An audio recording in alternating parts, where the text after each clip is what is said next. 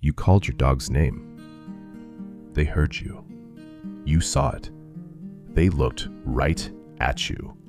Right at you. And then they turned around and went back to sniffing the grass.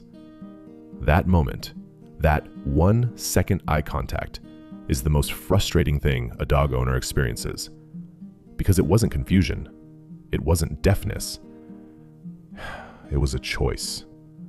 But here's what nobody tells you. Your dog didn't ignore you because they don't love you. They ignored you because of something happening deep inside their brain.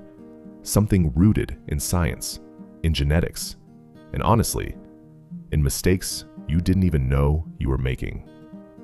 There are 3 hidden reasons your dog won't come when called, and by the end of this video, you'll understand all 3, and you'll have the exact fixes for each one. Here's something that will change how you see your dog forever. In 2010, researchers at the University of Kentucky ran an experiment. Simple setup, powerful results. They split dogs into 2 groups. Group 1 had to sit and stay for 10 full minutes while their owner left the room. That's 600 seconds of fighting every natural impulse a dog has. Group 2, put in a crate. Same amount of time, but 0 effort required. Just sitting. No willpower needed. Then, both groups got a puzzle toy with a treat inside.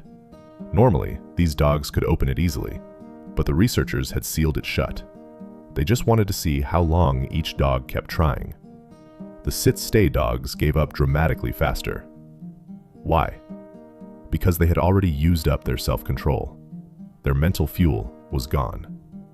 And here's where it gets wild. The researchers gave the depleted dogs a glucose drink, a simple sugar drink. And those dogs bounced back completely. When it's spent, it's spent. Your dog doesn't get to decide when it refills. Now think about your dog's day before you ever reach the park. They didn't chew the couch. They didn't steal food off the counter. They didn't lunge at the mailman. They've been exercising self-control for hours, quietly, without you even noticing. By the time you unclip that leash and they hit a wall of squirrel scent, dog smells, and fresh grass, their inhibitory budget may already be at 0. You're calling them at their worst moment. And it's not defiance. So here's fix number 1. Don't save your hardest recall for the end of a long day of your dog being good. Call them when their tank is full, before the stimulation stacks up. And at the park, call them during the fun, not just to end it. Call, reward with something great, and release them right back to what they were doing. Every recall that leads back to freedom is a deposit into their trust account. Every recall that ends the fun is a withdrawal. You want far more deposits than withdrawals before you ever need to cash in. Even if their tank was completely full, there's something else working against you. And this one is baked into their DNA. In 2022, researchers tested over 1,000 dogs across 13 breeds on a series of cognitive tasks.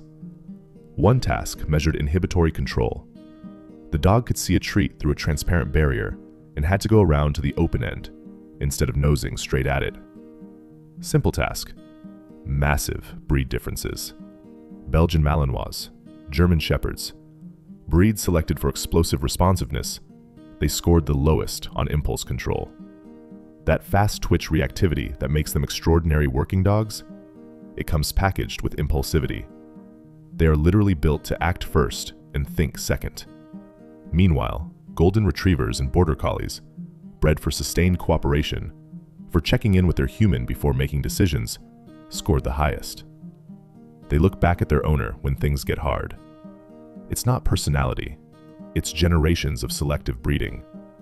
And then the breeds most people struggle with on recall. Hounds, huskies, terriers, livestock guardians. These dogs were selected over hundreds of years to trust their own judgment. You're asking it to override centuries of selective pressure with a word it learned in your kitchen. So here's fix number 2. Know what you're working with and adjust your expectations. Not downward, sideways.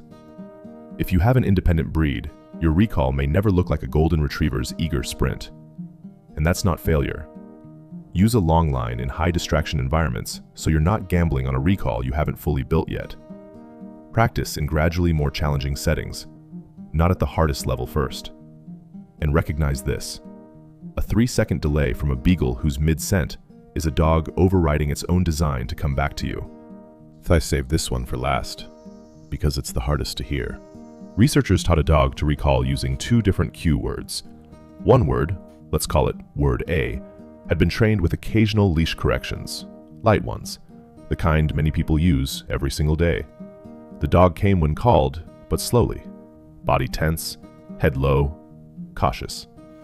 The other word, word B, was trained purely with positive reinforcement, fast response, relaxed body, tail up, happy.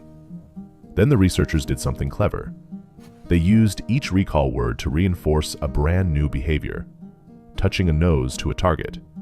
The dog touches the target, hears the recall word, comes back, gets a treat. When word B was used, the targeting behavior increased. The dog started hesitating to approach the target at all. Now here's the part that hits close to home. Every time you've called your dog and then ended the fun, leash on, time to go, back inside, you've added a line to the record. At some point, for a lot of dogs, the record tips. Come stops meaning come to me. It starts meaning this is over. Your dog hasn't forgotten what the word means. They remember exactly what it means. That's the problem. A professional dog trainer, someone who had trained hundreds of dogs, wrote about the moment she realized her own dogs wouldn't come outside. She had accidentally taught them that come meant the door was closing. She abandoned the word entirely, made up something brand new. No history, no baggage. Paired it with wild running and high-value rewards. Within 1 session, her dogs were sprinting back. So here's fix number 3. If your dog hesitates when you say, come, if they pause, look away, lower their body, take the long way back, the word may be damaged. And the fastest fix is not to repair it. It's to replace it.